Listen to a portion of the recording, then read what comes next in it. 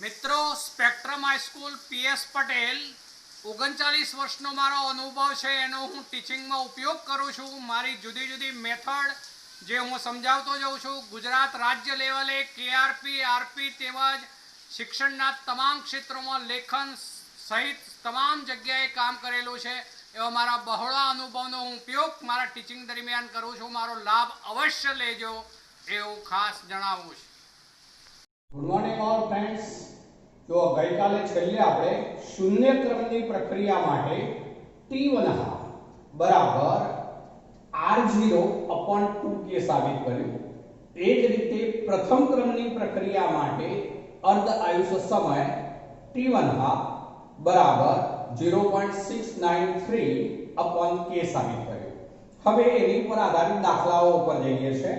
चलो एक दाखलो आपेलो छे कोयडो 4.7 छे। कोयडो 4.7 હવે એમાં એવું આપ્યું છે એક પ્રથમ ક્રમની પ્રક્રિયા માટે અહીંયા ક્રમ અગત્યનો છે। વેગ અચળાંક k બરાબર વેગ અચળાંક k આપેલો છે આપણને બરાબર 5.5 ગુણ્યા 10⁻14 સેકન્ડ ઇન્વર્સ જણાયો છે। તો પ્રક્રિયાનું અર્ધ આયુષ્ય શોધો એટલે t1 હાફ શોધવાનો છે।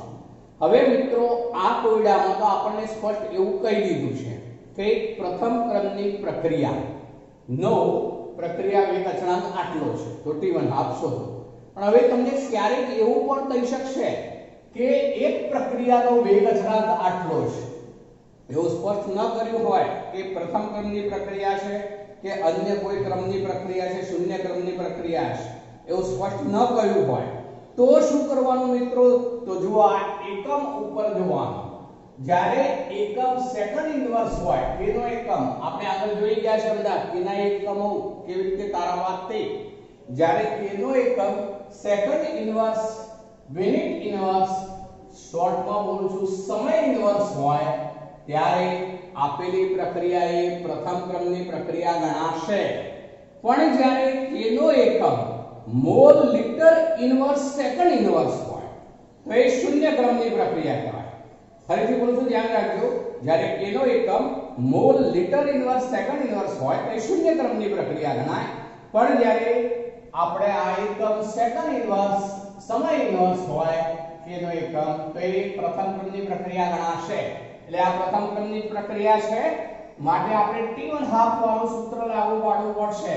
તો એમાં t1 હાફ માટે આપણે કાલે સાબિત કરી ગયા છે t1 હાફ બરાબર 0.693 upon k 0.693 upon k તો સીધી કિંમતો મૂકી દઈએ 0.693 upon આ k ની કિંમત 5.5 ગુણ્યા 10⁻14 આ સેકન્ડ ઇન્વર્સ છે મિત્રો।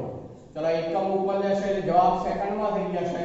ચલો એનો ગુણોત્તર શોધી કાઢીએ તો એ વેલ્યુ થાય 1.26 ગુણ્યા 10 ઉપર જશે ઘાતાંક એટલે 13 થઈ જશે મિત્રો। આ જે 10⁻14 છે ઉપર જાય તો 10⁻+14 થાય પણ એક દશક ચિહ્ન અહીંયા ચેન્જ કરેલું ગણાશે કારણ કે આ 1 પોઈન્ટ છે જો એટલે આ 6.93 ગણી દઈએ 6.93 ગુણ્યા 10⁻13 ગણીએ તો એ ફરે આ ગુણોત્તર લેતો 1.26 થશે આ 10⁻13 થઈ જશે। પણ હવે એનો એકમ શું થવાનો મિત્રો તો સેકન્ડ। તો આ t1 હાફ આ દાખલાનો જવાબ કહેવાશે। ચલો બીજો દાખલો છે કોયડો 4.8 એના ઉપર લેવું છે। આ કોયડો 4.8 જે છે એ ઘણી વખત પૂછાયેલો છે એવો દાખલો છે।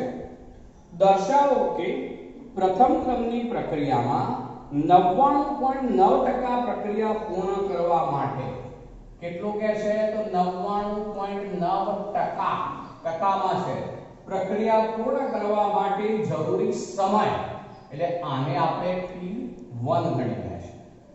જરૂરી સમય પ્રક્રિયાના અર્ધ આયુષ્ય સમય t1 હાફ કરતા 10 ગણો છે। આવું સાબિત કરવાનું છે મિત્રો। તો હવે સૌથી પહેલા તો આપણને આ ટકામાં આપ્યું છે। હું આ દાખલો સરળ રીતે ગણાવું છું જોજો। ટકા હોય એટલે હંમેશા 100 ઉપર હોય મિત્રો। તો આપણે આમાં ધારી લઈએ છે ધારો કે પ્રારંભિક સાંદ્રતા 100 મોલર છે. આપણે ધારી લીધું. ધારો કે પ્રારંભિક સાંદ્રતા એ મોલારિટીમાં હોય ને મોલર કહેવાય. ધારો કે સાંદ્રતા 100 મોલર છે. ચલો હવે એ પ્રારંભિક સાંદ્રતા એટલે આપણે એની સંજ્ઞા બનાવી દઈએ તો એને શું કહીશું R0. તો R0 બરાબર 100 મોલર. હવે આપણને એવું કહ્યું છે કે અમુક સમય બાદ જ્યારે 99.9% પ્રક્રિયા પૂર્ણ થઈ જાય છે. ચલો 99.9% પ્રક્રિયા પૂર્ણ થઈ જાય છે તો બાકી કેટલી રહી મિત્રો?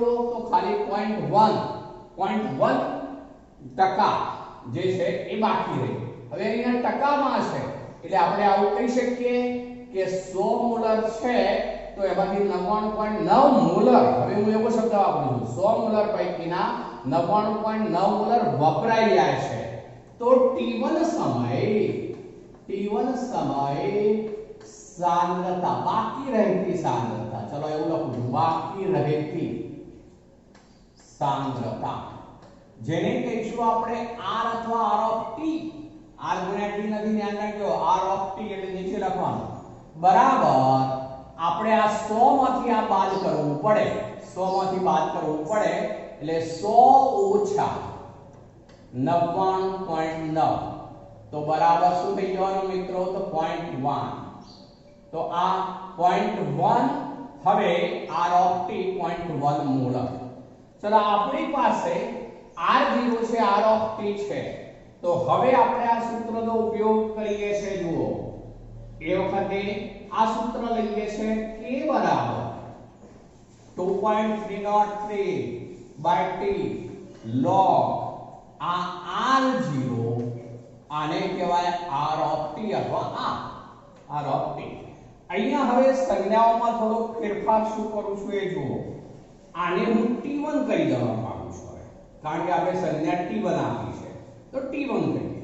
આ T1 કહીએ. ચલો હવે આ T1 સમય હું T1 સૂત્ર કરતા બનાવું છું. આ બાજુ લઈ આવું છું. અર્થ એવો થશે T1 આપણે આ બાજુ લઈ આવ્યા તો બરાબર 2.303 upon k નીચે આવી જશે. ચલો log R0 ની કિંમત શું થશે મિત્રો? તો 100. R0 100 છે, આ 100 upon R of t કેટલા છે? 0.1. R of t 0.1. ચલો આ હવે આવો થયો 2.303 upon k પછી log આ શું થાય વેલ્યુ એ જોજો. આ 10⁻² કેવા છે? આ 10⁻⁻1 છે, ઉપર જશે એટલે 10⁻³ થઈ જાય મિત્રો ટોટલ. આ 10⁻², આ 0.1, 10⁻⁻1, 10⁻⁻1 ઉપર જાય એટલે 10⁻+1 થાય અને આ 10⁻². એ ડાયરેક્ટ કહું છું હવે તો એ થઈ જવાનું 10⁻3. ચલો તો હવે બરાબર 2.303 ચલો log 10⁻³ તો જે ઘાતાંક હોય નીચે ઉતરે મિત્રો એટલે આવું લખાય 3 log 10. પણ log 10 બરાબર તો શું થઈ જાય? તો 1 થાય. log 10 બરાબર 1. તો આવું સૂત્ર બની ગયું. હવે T1 બરાબર 2.303 into 3 upon k. log 10 બરાબર તો શું થઈ ગયું? 1 એટલે 2.303 into 3 upon k. આ T1 બરાબર થયો મિત્રો. આને હું નંબર 1 કરી દઉં છું. ચલો હવે T1 હાફ ઉપર આવીએ છે. આપણને એવું કહ્યું છે T1 હાફ સાથે સરખાવવાનું છે. આ T1 હાફ કહી દઉં છું હવે. T1 half. ચલો પ્રથમ ક્રમની પ્રક્રિયા માટે સૂત્ર શું હતું? તો T1 હાફ બરાબર 0.693 upon k. 0.693 upon k. ચલો આને હું નંબર 2 કરી દઉં છું. નંબર 2. ચલો હવે આપણે એની સરખામણી કરવાની છે. આપણે તો બેનો ગુણોત્તર લેવો પડે મિત્રો. તો હવે બેનો ગુણોત્તર લઈએ. અહીંયા સાઈડમાં લખું છું જોજો. સમીકરણ 1 અને 2 નો ગુણોત્તર. ગુણોત્તર લેતા. ચલો ગુણોત્તર લઈએ છે એટલે t1 upon t1 half, t1 upon t1 half બરાબર. ચલો પેલું 2.303 into 3 upon k. ચલો ગુણોત્તર લઈએ એટલે આ ઉલટાઈ જશે, સીધો k હું ઉપર લઈ જાઉં છું તો into k upon 0.693 બરોબર મિત્રો. ફરીથી બોલું છું, આ બેનો ગુણોત્તર લઈએ આપણે એટલે 2.303 into 3 upon k, એના છેદમાં આવે 0.693 upon k, k છેદના છેદમાં હોવાથી આ k ઉપર જતો રહે 0.693 છેદમાં આવશે. આ બંને k ઉડી જશે, બંને k ઉડી જશે. આનું સાદુરૂપ કરશો મિત્રો તો એ 10 થઈ જશે. તો હવે t1 બરાબર, આ ફરીથી બોલું છું, સાદુરૂપ 10 થઈ જશે એટલે 10 t1 half, t1 half. ચલો આપણે આ સાબિત કરો એવું પૂછ્યું છે.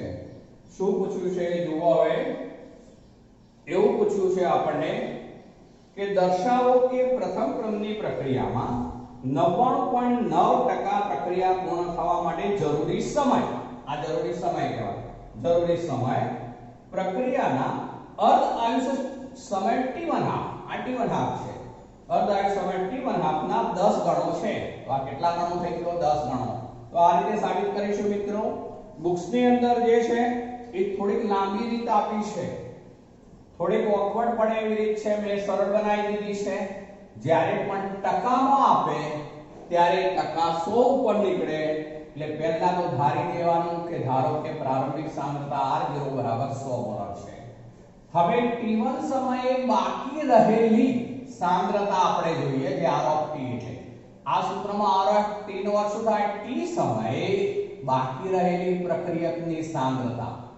એટલે એનો અર્થ એવો થયો કે 99.9% પ્રક્રિયા પૂર્ણ થઈ જાય છે, તો બાકી કેટલી રહે? તો 100 માંથી આપણે 99.9 બાદ કરવા પડે, 100 માંથી બાદ કરવા પડે એટલે આપણે આ બાદબાકી કરી દીધી તો 0.1. તો R of t થઈ ગયું 0.1, R0 બરાબર 100. પ્રથમ ક્રમની પ્રક્રિયાનું સૂત્ર લખ્યું, t ને બદલે t1 સંજ્ઞા કરી દીધી, આપણે એનું સાદુરૂપ કરતા ગયા, આ સમીકરણ તારવી દીધું. આ જે છે એ પ્રથમ ક્રમની પ્રક્રિયા માટેના અર્ધ આયુષ્ય સમયનું સૂત્ર છે જે કાલે આપણે તારવી દીધું, t1 half બરાબર 0.693 upon k. હવે બેનો ગુણોત્તર લીધો તો આ ગુણોત્તર થઈ ગયો, સાબિત થઈ ગયું કે જે 99.9% પ્રક્રિયા પૂર્ણ થવા માટે જે સમય લાગે તે અપ્રક્રિયા સમય કરતા 10 ગણો હોય છે, 10 ગણો હોય છે, એવું સાબિત થઈ ગયું મિત્રો. ચલો હવે આપણી બુક્સ ની અંદર એક સરખામણીનો એક કોઠો આપેલો છે મિત્રો. આ બધી જ ચર્ચા આપણે જોઈ રહ્યા છે. એ કોઠામાં પ્રક્રિયાનો પ્રકાર આપેલો છે, વિકલનીય વેગ સમીકરણ આપેલા છે. શૂન્ય ક્રમની પ્રક્રિયા હોય તો આપણે એવું સાબિત કરી ગયા હતા આગળ, -dr/dt બરાબર k. એના ઉપરથી લીધું છે dr/dt બરાબર -k.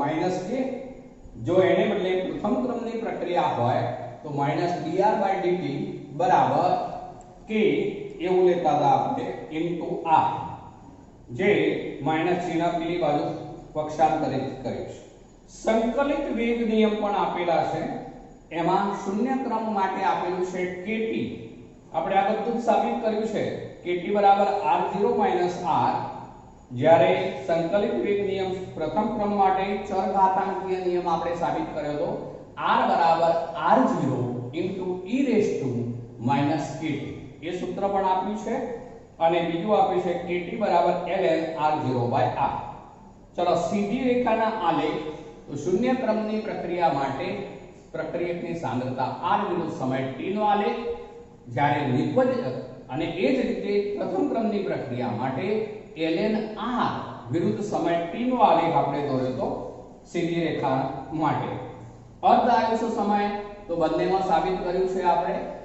જે શૂન્ય ક્રમની પ્રક્રિયા હોય ત્યારે r0/2k, જ્યારે પ્રથમ ક્રમની પ્રક્રિયા હોય ત્યારે 0.693/k, અથવા બોલું છું ધ્યાન રાખજો, અથવા કહી શકાય એમાં જે છે 2 પછી ln 2 ln2/k ln2 કેમ કહેવાય તો ln ને log માં ફેરવવા માટે 2.303 વડે ગુણીએ ત્યારે આ આવશે એટલે એના ઉપરથી ગુણાકાર કરેલો છે એટલે ln2/k 0.693/k એના એકમો પણ આપણે તારવ્યા છે જ્યારે પ્રથમ ક્રમની પ્રક્રિયા હોય ત્યારે સાંદ્રતા સમય ઇન્વર્સ એટલે કે mall litre inverse second inverse જ્યારે પ્રથમ ક્રમની પ્રક્રિયા હોય ત્યારે ફક્ત સમય ઇન્વર્સ અથવા તો સેકન્ડ ઇન્વર્સ તો એ એક સરખામણી આપેલી છે હવે મિત્રો આપણે થિયરીના આગળ એક પોઈન્ટ ઉપર જઈ લઈએ છીએ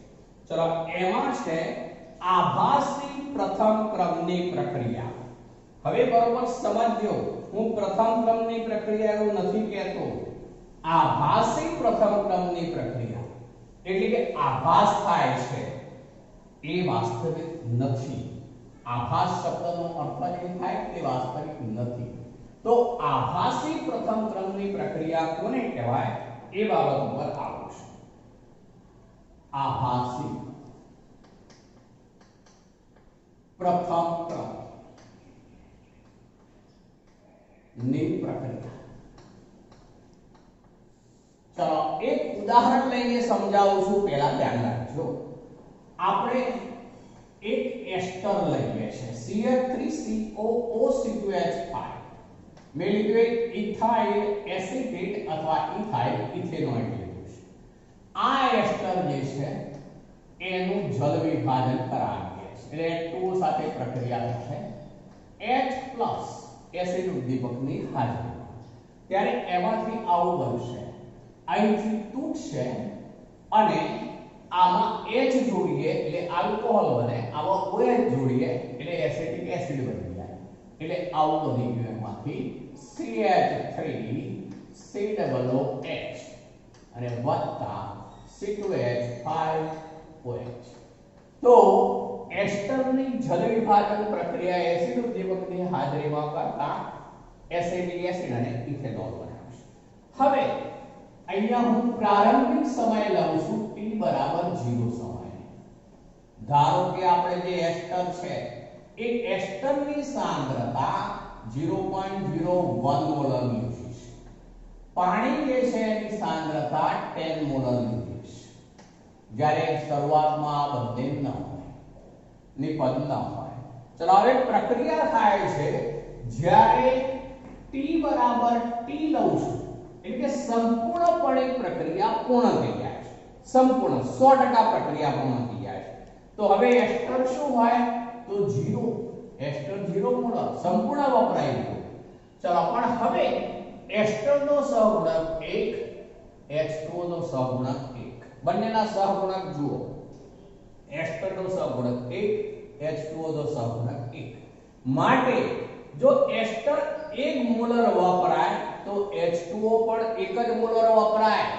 ફરીથી બોલું જો સહગુણક જોવાનો એસ્ટર 1 મોલર વપરાય તો H2O પણ 1 મોલર જ વપરાય હવે અર્થ એવો થયો કે એસ્ટર 0.01 મોલર વપરાઈ ગયો જુઓ 0.01 મોલર વપરાઈ ગયો તો પાણી પણ 0.01 મોલર વપરાય મિત્રો પાણી જો 0.01 મોલર વાપરીએ તો આ બાકી રહેશે 10 ઓછા 0.01 10 ઓછા 0.01 એટલે બાકી કેટલું રહ્યું તો 9 કેટલું થઈ જશે મિત્રો અહીંયા આપણે 9 લઈશું એટલે 9.99 બરોબર ને 9 ને 10 9 ને 10 એટલે 9.99 મોલર એ બાકી રહેશે ચલો આ કેટલું ઉત્પન્ન થવાનું તો આ સહગુણક 1 આ સહગુણક 1 આ 0.01 મોલર સંપૂર્ણ વપરાઈ ગયું તો આ 0.01 મોલર ઉત્પન્ન થશે આનો સહગુણક 1 માટે પણ 0.01 મોલર ઉત્પન્ન થશે આપણે મિત્રો ટાઈમ t હોય ત્યારે એસ્ટર સંપૂર્ણ વપરાય H2O 0.01 વપરાયું 10 હતું એટલે 9.99 મોલર બાકી રહ્યું પેલા કેટલા ઉત્પન્ન થયા એ પણ આપણે લખી દીધું હવે આ પ્રક્રિયા માટે હું પ્રક્રિયા વેગ લખું છું જોજો તો પ્રક્રિયા વેગ બરાબર અત્યારે તો અર્થ એવો થાય કે આ પ્રક્રિયા એ દ્વિતીય ક્રમની પ્રક્રિયા છે ફરીથી રિપીટ કરું છું આ પ્રક્રિયા એ દ્વિતીય ક્રમની પ્રક્રિયા છે એટલે એનો અર્થ એવો થયો કે આ પ્રક્રિયાનો વેગ એસ્ટર ની સાંદ્રતાના સમપ્રમાણમાં તેમજ H2O ની સાંદ્રતાના સમપ્રમાણમાં છે.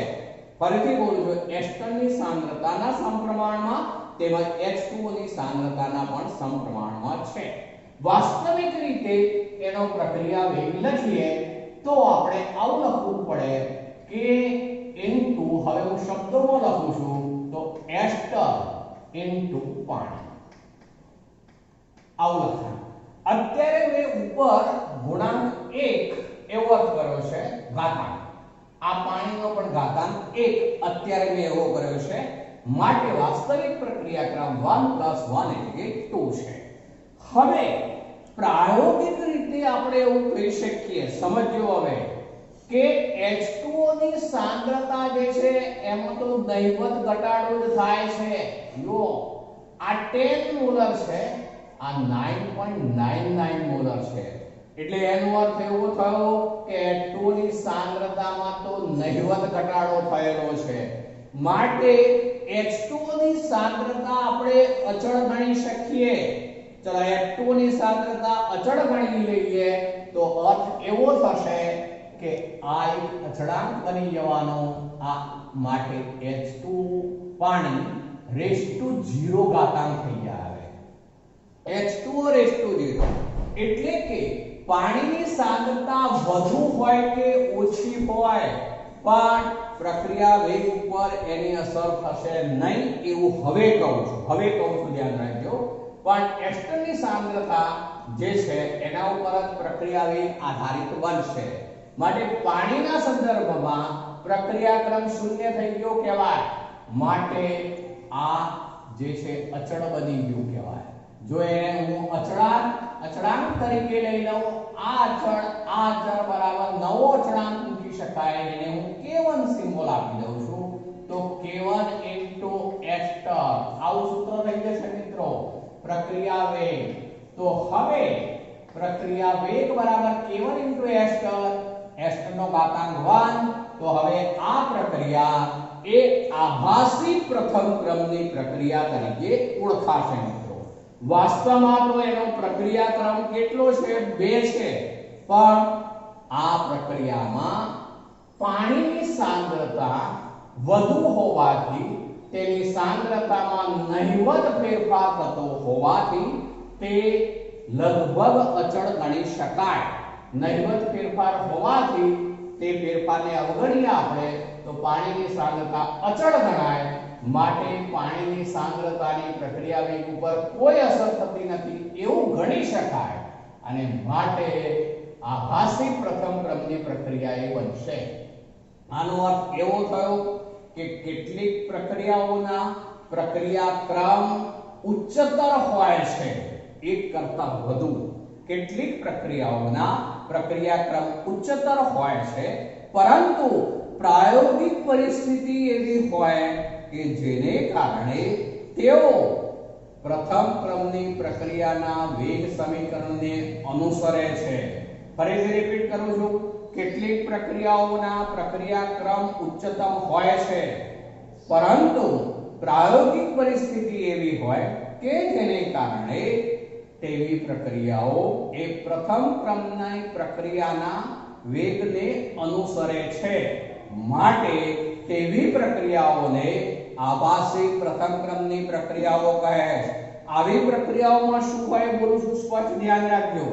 તેમાં કોઈ એક પ્રક્રિયકની સાંદ્રતા ઘણી જ ઓછી હોય. ફરીથી બોલું છું, તેમાં કોઈ એક પ્રક્રિયકની સાંદ્રતા ઘણી ઓછી હોય, તેની સાપેક્ષમાં બીજા પ્રક્રિયકની સાંદ્રતા વધુ હોય, જેથી રાસાયણિક પ્રક્રિયા દરમિયાન જે પ્રક્રિયકની સાંદ્રતા ઓછી હોય તે સંપૂર્ણપણે વપરાઈ જશે, જ્યારે જેની સાંદ્રતા વધુ હોય તેની સાંદ્રતામાં નહિવત ફેરફાર થશે, થોડો ઘણો ફેરફાર થશે, જે અવગણીએ તો જેની સાંદ્રતા વધુ હોય એ સાંદ્રતા અચળ ગણી શકાય, માટે તેની સાંદ્રતાથી પ્રક્રિયા વેગ સ્વતંત્ર બની જશે એવો અર્થ થયો. માટે જેની સાંદ્રતા ઓછી હોય એના સંદર્ભમાં પ્રક્રિયા ક્રમ મળશે અને તેથી આવી પ્રક્રિયા એ આભાસી પ્રથમ ક્રમની પ્રક્રિયા તરીકે ઓળખાશે. તો આમ એસ્ટરનું કોઈ પણ એસ્ટર હોય, જેમ મિથાઇલ પણ લઈ શકાય, આ ઇથાઇલ છે, ઇથાઇલ એસિટેટ, ઇથાઇલ ઇથેનોઇડ, એને બદલે મિથાઇલ પણ લઈ શકાય. કોઈ પણ એસ્ટરનું જળ વિભાજનની પ્રક્રિયા એ આભાસી પ્રથમ ક્રમની પ્રક્રિયા જ બનશે.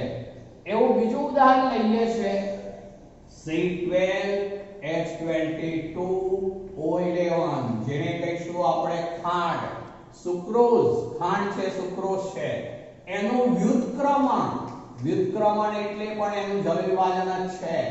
H+ ની હાજરીમાં વ્યુત્ક્રમણ કરવામાં આવે ત્યારે તેમાંથી બને છે C6H12O6, એટલે એક બને છે ગ્લુકોઝ વત્તા બીજું બનશે C6H12O6 એટલે કે ફ્રુક્ટોઝ, બીજું બનશે ફ્રુક્ટોઝ.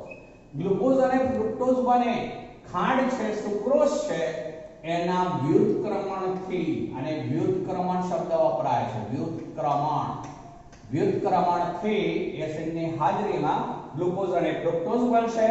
આ પણ પ્રથમ ક્રમની પ્રક્રિયા છે. આમાં પાણીનું પ્રમાણ ઘણું બધું હોય છે, જેને કારણે ખાંડનું સંપૂર્ણપણે ગ્લુકોઝ અને ફ્રુક્ટોઝમાં રૂપાંતર થઈ જશે. માટે આનો પ્રક્રિયા વેગ લખીએ તો પ્રક્રિયા વેગ બરાબર K * C12H22O11 આવું કહી શકીશું. તો આ એ પ્રથમ ક્રમની પ્રક્રિયા બને છે. તો આ જળ વિભાજનની પ્રક્રિયાઓ જેમાં પાણીનું પ્રમાણ વધુ હોવાને કારણે આવી પ્રક્રિયાઓ એ આભાસી પ્રથમ ક્રમ એવો શબ્દ વપરાશે, આભાસી પ્રથમ ક્રમની પ્રક્રિયાઓ તરીકે ઓળખાશે. ચલો હવે મિત્રો આપણે એક નવા મુદ્દા ઉપર જવું છે. નવો મુદ્દો, હા, એમાં પહેલા શોર્ટ બે દાખલાઓ છે એ લઈ લઈએ છે. એમાં એક છે 4.5. કોયડો નથી પણ લખાણ સંબંધિત છે 4.5, એના ઉપર લઈએ છે. એક પ્રથમ ક્રમની પ્રક્રિયાનો વેગ અચળાંક 1.15 ગુણ્યા 10⁻³ વેગ અચળાંક એટલે મિત્રો શું કહેવાય? k. k નું મૂલ્ય આપેલું છે 1.15 ગુણ્યા 10⁻³ સેકન્ડ ઇનવર્સ. ચલો એકમ સેકન્ડ ઇનવર્સ છે તો આ કયા ક્રમની પ્રક્રિયા થઈ ગઈ? બોલો મિત્રો. તો પ્રથમ ક્રમની પ્રક્રિયા. ચલો આ પ્રક્રિયાના 5 ગ્રામને 3 ગ્રામમાં ઘટતા, હવે આપણને ગ્રામમાં આપેલું છે. આ પ્રક્રિયા જે છે એ 5 ગ્રામમાંથી 3 ગ્રામ. હવે 5 ગ્રામ એટલે એક પ્રકારની સાંદ્રતાના અનુસંધાનમાં લખી શકાશે, પણ એનો એકમ ગ્રામમાં છે તો ગ્રામ લખવાનો આપણે. એ પ્રતિ લિટર હોઈ શકે. ચલો એ જ રીતે R અથવા R of T બરાબર 3 ગ્રામ. 5 ગ્રામમાંથી 3 ગ્રામ માં ઘટતા કેટલો સમય લાગશે? એટલે આપણે T શોધવાનું છે મિત્રો. અહીંયા T શોધવાનું છે. ચલો પ્રથમ ક્રમની પ્રક્રિયા હોવાથી K બરાબર 2.303 / T log R0 upon R of T. ચલો આ T હું આ બાજુ લઈ આવું છું તો T બરાબર 2.303 કિંમત મૂકી દઉં છું ડાયરેક્ટ K ની. ચલો K ની કિંમત આ જે છે તે લખાશે 1.15 ગુણ્યા 10⁻³ સેકન્ડ ઇનવર્સ. ચલો વળી log આ થશે 5/3. ગ્રામનો આ છે એકમ સરખા જ ઉતરી જશે એટલે કોઈ સવાલ નહીં થાય.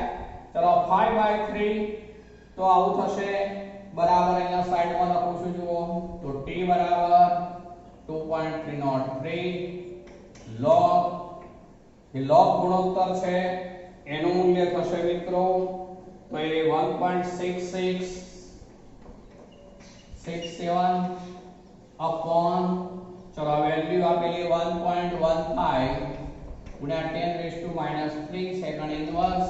એટલે આપણે આની log ની કિંમત મૂકવી પડે તો 2.303 ચલો એની log ની કિંમત થશે એ 0.2270 upon 1.15 ગુણ્યા 10⁻³ સેકન્ડ ઇનવર્સ.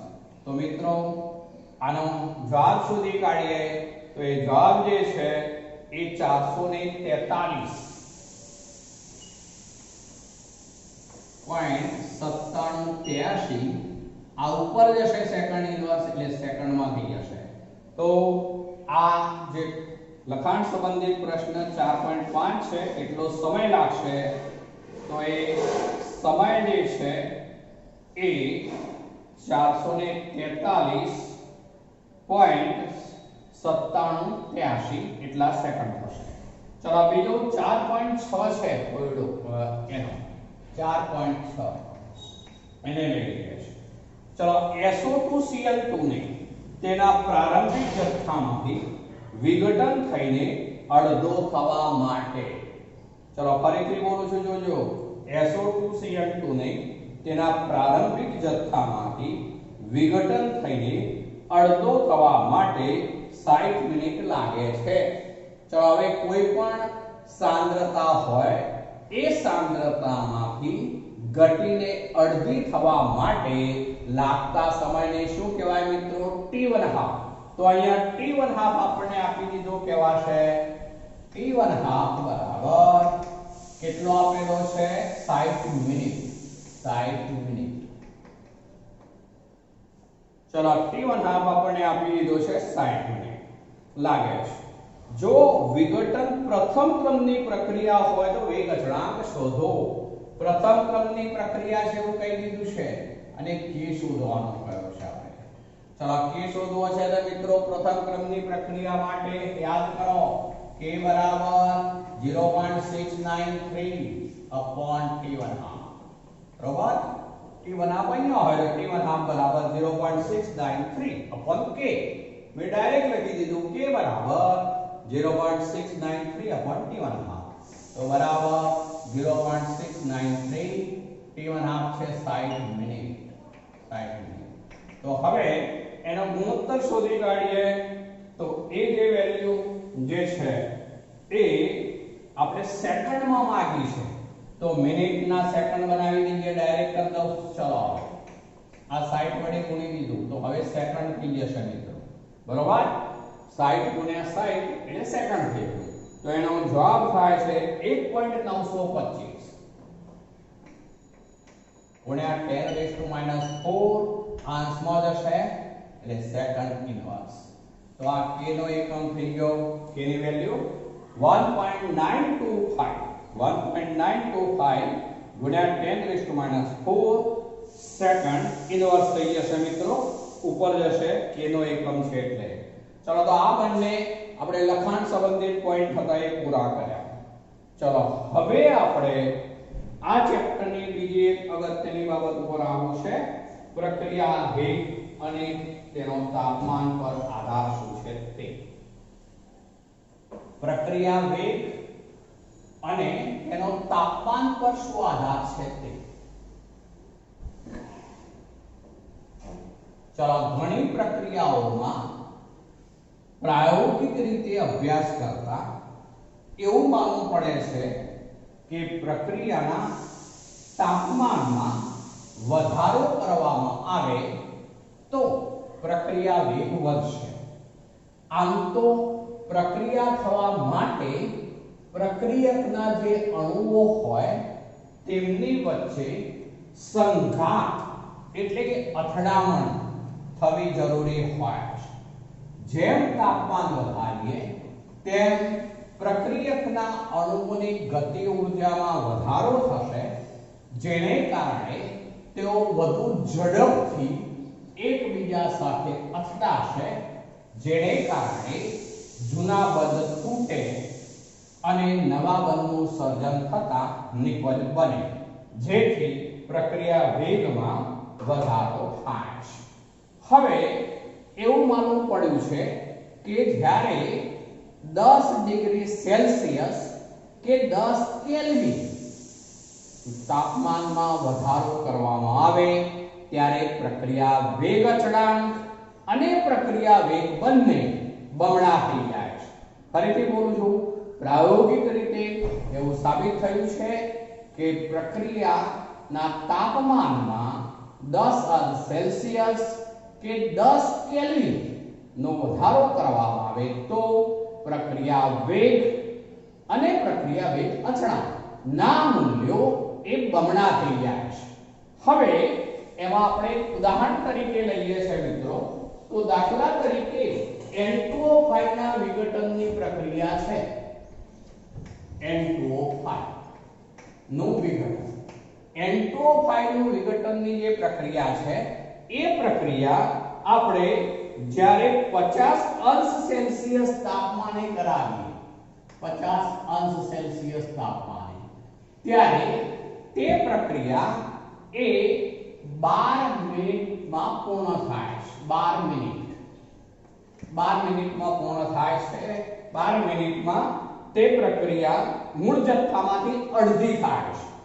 50 અંશ સેલ્સિયસ તાપમાને N2O5 નું વિઘટન થાય તો તે પ્રક્રિયા મૂળ સાંદ્રતામાંથી અડધી થવા માટે 12 મિનિટનો સમય લાગે છે.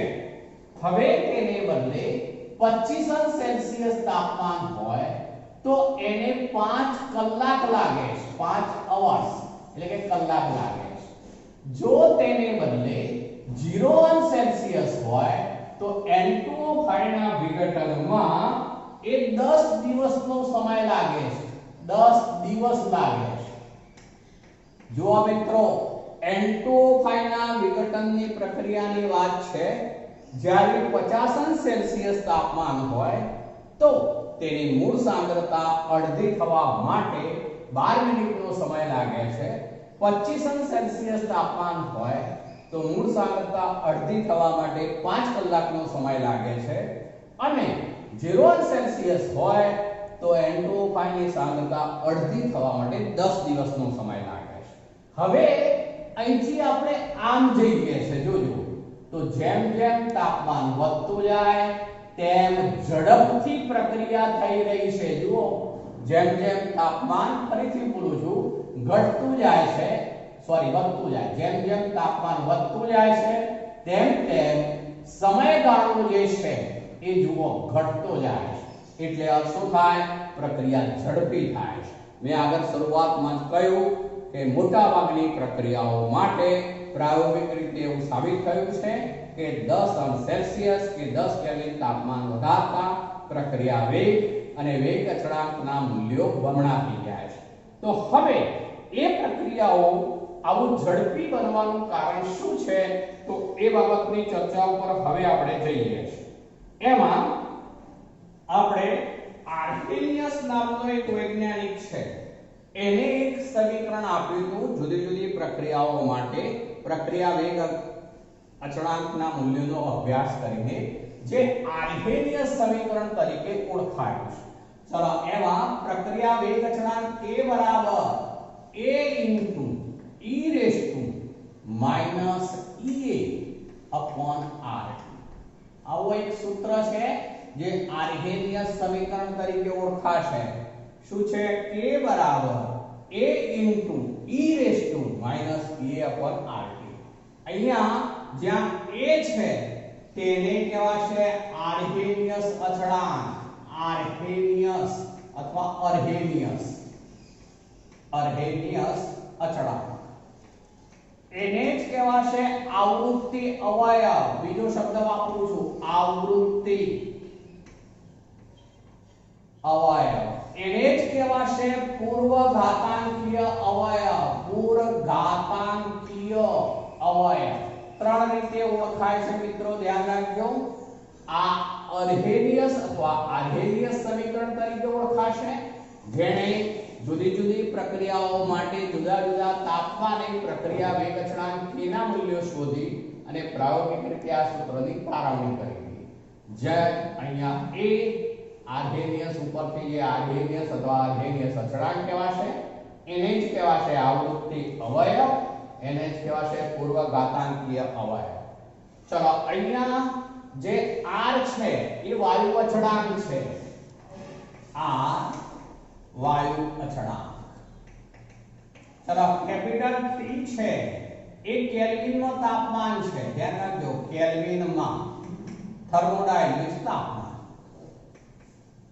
ચલો E એ જે છે એને કહેવાય એક્ટિવેશન એનર્જી એટલે કે સક્રિયકરણ ઊર્જા. સક્રિયકરણ ઊર્જા. ચલો E એ એટલે એક્ટિવેશન એનર્જી સક્રિયકરણ ઊર્જા. એનો અર્થ એવો થશે કે પ્રક્રિયકનું નિપજોમાં રૂપાંતર થવા માટે જરૂરી ન્યૂનતમ ઊર્જાને સક્રિયકરણ ઊર્જા કહે છે. ફરીથી બોલું છું, પ્રક્રિયકોનું નિપજમાં રૂપાંતર થવા માટે જરૂરી ન્યૂનતમ ઓછામાં ઓછી જે ઊર્જા હોય ન્યૂનતમ ઊર્જાને સક્રિયકરણ ઊર્જા એક્ટિવેશન એનર્જી એ કહે છે. તો આ એક્ટિવેશન એનર્જી છે. તો આ આર્હેનિયસ સમીકરણ તરીકે ઓળખાશે. હવે મિત્રો કોઈ પણ રાસાયણિક પ્રક્રિયા છે તો એ કેવી રીતે થતી હોય છે એનું એક ઉદાહરણ લઈએ. દાખલા તરીકે આપણે H2 છે, આ H2 છે અને આ I2 છે. H2 માં HH વચ્ચે બંધ હોય, I2 માં પણ I વચ્ચે બંધ હોય. તો આ બે વચ્ચે પ્રક્રિયા થાય છે ત્યારે તેમાંથી ટ્વાઇસ HI બને છે. હવે એ પ્રક્રિયા દરમિયાન શું થશે એ કહું છું. જ્યારે આ પ્રક્રિયકના અણુઓ જે છે એકબીજાની નજીક આવે ત્યારે તેમાં આ રીતે H અને I વચ્ચે નવું બંધન બનવાની તૈયારી થશે. H અને I વચ્ચે નવું બંધન બનવાની તૈયારી થશે. આ HH વચ્ચેનો બંધ નબળો બનશે, આ I વચ્ચેનો બંધ પણ નબળો બનશે. તો આવું બન્યું. આ જે છે મધ્યવર્તી સંયોજન કહેવાશે. મધ્યવર્તી આ સંયોજન છે, મધ્યવર્તી રચના છે. એ મધ્યવર્તી રચના ક્ષણ પૂરતી જ બને છે, જેને કહેવાશે સક્રિયકૃત સંકીર્ણ. શું કહીશું મિત્રો? તો સક્રિયકૃત સંકીર્ણ શબ્દ વપરાય. આમ તો સંકીર્ણ શબ્દનો અર્થ થાય ગૂંચવાડા ભરેલું. અર્થ શું બોલું છું જોજો. H વચ્ચેનો બંધ તૂટવાની તૈયારીમાં છે આ સ્થિતિએ. I વચ્ચેનો બંધ તૂટવાની તૈયારીમાં છે એવું બોલું છું મિત્રો. અને H અને I વચ્ચે નવો બંધ બનવાની તૈયારી છે. H અને I વચ્ચે નવો બંધ બનવાની તૈયારી છે. આવી વચગાળાની સ્થિતિ એટલે એને કયું મધ્યવર્તી રચના. એને શું કહેવાશે? સક્રિયકૃત સંકીર્ણ. તો આમ પેલા સક્રિયકૃત સંકીર્ણ બનશે એમાંથી અને ત્યારબાદ આ ક્ષણ પૂરતી અવસ્થા આવશે સક્રિયકૃત સંકીર્ણની. ત્યારબાદ બીજી જ ક્ષણે તેના જે બંધ હોય છે તે આંદોલનને કારણે જૂના બંધ તૂટી જશે. આ તૂટી જશે બંધ, આ બંધ તૂટી જશે. આ બંધનું સર્જન થઈ જશે એટલે HI આ બંધ બની ગયો મિત્રો. એ જ રીતે H અને I વચ્ચે બંધ બની ગયો તો શું બની ગયો? આ ટ્વાઇસ HI બની ગયા. જુઓ તો H2 અને I2 વચ્ચેની પ્રક્રિયાથી ટ્વાઇસ HI બન્યું. તો આ રીતે રાસાયણિક પ્રક્રિયાઓ દરમિયાન પ્રક્રિયકોના અણુઓ જે છે એમની વચ્ચે સંઘાત થાય છે. એ દરમિયાન આવું મધ્યવર્તી રચના એટલે કે સક્રિયકૃત સંકીર્ણ બનશે, જે ક્ષણ પૂરતી હોય છે. તેમાં જૂના બંધ તૂટવાની તૈયારીમાં હોય અને નવા બંધનું સર્જન થવાની તૈયારીમાં હોય. તે ક્ષણ પૂરતી અવસ્થા હોય એના બીજી જ ક્ષણે આ જૂના બંધ તૂટી જશે, નવા બંધનું સર્જન થઈ નિપજમાં રૂપાંતર થશે. તો આ રીતે નિપજો બનતી હોય છે. આ જે આપણે પ્રક્રિયા લીધી તેને એક આલેખના સંદર્ભમાં સમજાવું છું, જોજો, ધ્યાન રાખજો. એમાં અહીંયા આપણે પ્રક્રિયા અક્ષ લઈએ છે. પ્રક્રિયા અક્ષ એવો શબ્દ વાપરું છું જે વાસ્તવમાં તો સમય જ છે, સમય. જ્યારે આ બાજુ લઈએ છે સ્થિતિ ઊર્જા. સ્થિતિ ઊર્જા. સ્થિતિ ઊર્જા વિરુદ્ધ પ્રક્રિયા અક્ષનો આલેખ લઈએ છે. આ પ્રક્રિયકો છે. પ્રક્રિયકોની શરૂઆતની સ્થિતિ ઊર્જા માનો કે આટલી છે, હું એવું કહું છું. આ પ્રક્રિયક છે. H2 પ્લસ I2 પ્રક્રિયા, આ પ્રક્રિયા છે એમની સ્થિતિ ઊર્જા છે. હવે મિત્રો પ્રક્રિયા દરમિયાન શું થાય સમજાવું છું, જોજો. શરૂઆતમાં પ્રક્રિયકો દૂર હોય, જેમ અહીંયા આપણે તાપમાન વધારતા એમને ઉષ્મા ઊર્જા મળશે, જેથી તેમની ગતિ ઊર્જામાં વધારો થાય, જેથી તેઓ ઝડપથી એકબીજાની નજીક આવતા જાય. જેમ જેમ અંતર ઘટતું જશે તેમ તેમ એમની ગતિ ઊર્જાનું સ્થિતિ ઊર્જામાં રૂપાંતર થતું જશે, જેથી સ્થિતિ ઊર્જા વધતી જાય. સ્થિતિ ઊર્જા વધતી જાય એવો શબ્દ વાપરું છું. સ્થિતિ ઊર્જા વધતી જાય ને મહત્તમ બનશે. એ જે મહત્તમ બને એને જ કહેવાય સક્રિયકૃત સંકીર્ણ.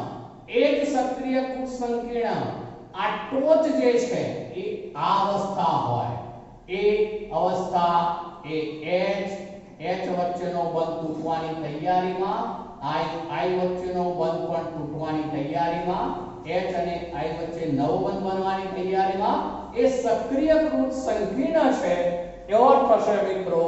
હવે એક ક્ષણ પૂરતી અવસ્થા છે. હવે તેના જૂના બંધ તૂટી જાય, નિપજ બને, ત્યારે નિપજના અણુ એકબીજાથી દૂર જતા જાય. દૂર જતા જાય એટલે હવે સ્થિતિ ઊર્જા ઘટતી જવાની. સ્થિતિ ઊર્જા ઘટતી જાય છે અને કોઈ એક સ્થાને હવે એ અટકશે. મેં અહીંયા લીધો મિત્રો, આ બની ગયું એ નિપજ બની ગઈ, નિપજ. ચલો આ નિપજ ટ્વાઇસ HI એવો અર્થ કરી દઈએ છે આપણે. ચલો અહીંયા જે છે આ પ્રક્રિયકો છે, આ નિપજ છે. પ્રક્રિયકમાંથી નિપજ ક્યારેય સીધી બની શકે નહીં. પ્રક્રિયકમાંથી ફરજિયાત સક્રિયકૃત સંકીર્ણની અવસ્થા પ્રાપ્ત કરવી પડે, ત્યારબાદ તેનું વિઘટન થવાથી નિપજ બને. અહીંયા મિત્રો આ આલેખમાં બરોબર જોજો શું કરું છું તે. આ જે છે પ્રક્રિયકની ન્યૂનતમ સ્થિતિ ઊર્જા છે. આ જે છે એ સક્રિયકૃત સંકીર્ણ કહેવાય, એની સ્થિતિ ઊર્જા છે. આ બંનેનો તફાવત એને કહેવાશે સક્રિયકરણ ઊર્જા, એક્ટિવેશન એનર્જી EA. ફરીથી બોલું છું, એમાં સક્રિયકૃત સંકીર્ણની સ્થિતિ ઊર્જા અને પ્રક્રિયકની ન્યૂનતમ સ્થિતિ ઊર્જા વચ્ચેના તફાવતને સક્રિયકરણ ઊર્જા, એક્ટિવેશન એનર્જી EA કહે છે. આપણે આગળ એવું કહ્યું કે રાસાયણિક પ્રક્રિયા થવા માટે પ્રક્રિયકના અણુઓ પાસે જે ન્યૂનતમ ગતિજ ઊર્જા હોવી જરૂરી છે, ત્યારે જ નિપજમાં રૂપાંતર થાય. એ ન્યૂનતમ ઊર્જાને સક્રિયકરણ ઊર્જા કહે છે. જે આલેખના સંદર્ભમાં કહું તો સક્રિયકૃત સંકીર્ણની સ્થિતિ ઊર્જા અને પ્રક્રિયકની ન્યૂનતમ સ્થિતિ ઊર્જા એવો શબ્દ જોઈશે, વચ્ચેના તફાવતને સક્રિયકરણ ઊર્જા કહે છે. અહીંયા મેં પ્રક્રિયક કરતા નિપજની સ્થિતિ ઊર્જાનું લેવલ નીચે રાખ્યું છે મિત્રો. એટલે એ વખતે નિપજના સંદર્ભમાં હું લઉં તો શું થાય છે એ જોજો. નિપજના સંદર્ભમાં લઉં છું જોજો. તો આ જે છે એને હવે હું EA ડેશ કહું છું. EA dash. હવે મિત્રો બેમાં શું તફાવત થયો એ કહું છું, ધ્યાન રાખજો. પ્રક્રિયક માંથી નિપજ તરફ જવાની પ્રક્રિયા, એને હું હવે પુરોગામી પ્રક્રિયા એવું કહું છું. તો આ EA એ પુરોગામી પ્રક્રિયાની સક્રિયકરણ ઊર્જા થઈ એવું અર્થઘટન થઈ શકે. જ્યારે નિપજ તરફથી પ્રક્રિયક તરફ આવીએ ત્યારે પ્રતિગામી પ્રક્રિયાની સક્રિયકરણ ઊર્જા થશે. એટલે EA ડેશ એ પ્રતિગામી પ્રક્રિયાની સક્રિયકરણ ઊર્જા છે. મિત્રો ડેલ્ટા H બરાબર સૂત્રની રીતે છે ડેલ્ટા H બરાબર EA EA dash. EA EA dash. હવે અહીંયા ફિગરમાં જુઓ બરોબર તો શું દેખાય છે આપણને, જે EA છે નાનો છે, EA is less than EA dash છે મિત્રો. અહીંયા EA is less than EA dash, EA નાનો છે, EA dash મોટો છે, તો ડેલ્ટા H ની કિંમત શું થઈ જશે, નેગેટિવ. ડેલ્ટા H નેગેટિવ થશે કારણ કે ઓછામાંથી વધુ બાદ કરવાની થાય. એટલે આ ઉષ્માક્ષેપક પ્રક્રિયાનો આલેખ છે. ઉષ્માક્ષેપક પ્રક્રિયાનો આલેખ. હવે ઉષ્મા શોષક હોય તો શું હોય એ ઝડપથી સમજાવી દઉં છું. જોજો એમાં આવું બને મિત્રો, આ પ્રક્રિયક હોય, આ નિપજ હોય. ચલો આ પ્રક્રિયકની સ્થિતિ ઉર્જા અર્થ એવો થયો, એટલે આ એ થશે, જ્યારે આ નિપજની સ્થિતિ ઉર્જા એટલે આ કહેવાશે એ ડેશ. ચલો હવે એની અંદર જે છે આ પ્રક્રિયા અક્ષ, આ પ્રક્રિયક, આ નિપજ. ચલો આ સ્થિતિ ઉર્જા છે.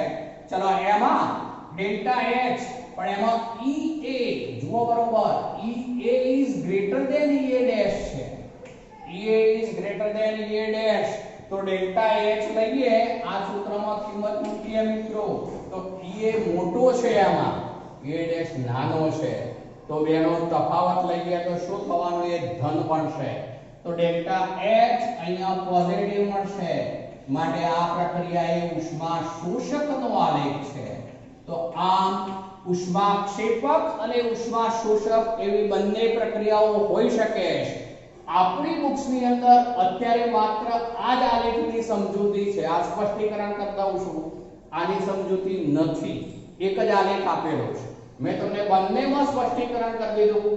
આની અંદર જે છે ઉષ્માક્ષેપક પ્રક્રિયાનો આલેખ છે, જ્યારે પ્રક્રિયક કરતા નિપજની સ્થિતિ ઊર્જાનું લેવલ નીચું હોય ત્યારે ઉષ્માક્ષેપક કહેવાશે, જ્યારે પ્રક્રિયક કરતા નિપજની સ્થિતિ ઊર્જા ઊંચી હોય ત્યારે ઉષ્મા શોષક પ્રક્રિયા ગણાશે.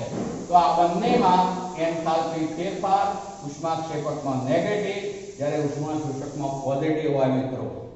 તો આ રીતે રાસાયણિક પ્રક્રિયાઓ દરમિયાન પ્રક્રિયકનું નિપજમાં સીધું ક્યારે રૂપાંતર નહીં થાય તેના માટે મધ્યવર્તી સંકીર્ણ સક્રિયકનું સંકીર્ણની અવસ્થા પ્રાપ્ત કરે ત્યારબાદ જ વિઘટન થવાથી નિપજ બને, અને માટે એ ફરજિયાત સક્રિયકનું સંકીર્ણની અવસ્થા પ્રાપ્ત કરવી જરૂરી હોવાથી આ એક ઊર્જા અવરોધ તરીકે ઓળખાશે, જે તે પ્રક્રિયાની સક્રિયકરણ ઊર્જા છે, જે દરેક માટે જુદી જુદી હોય મિત્રો. આજે આપણે આટલે સુધી રાખીએ.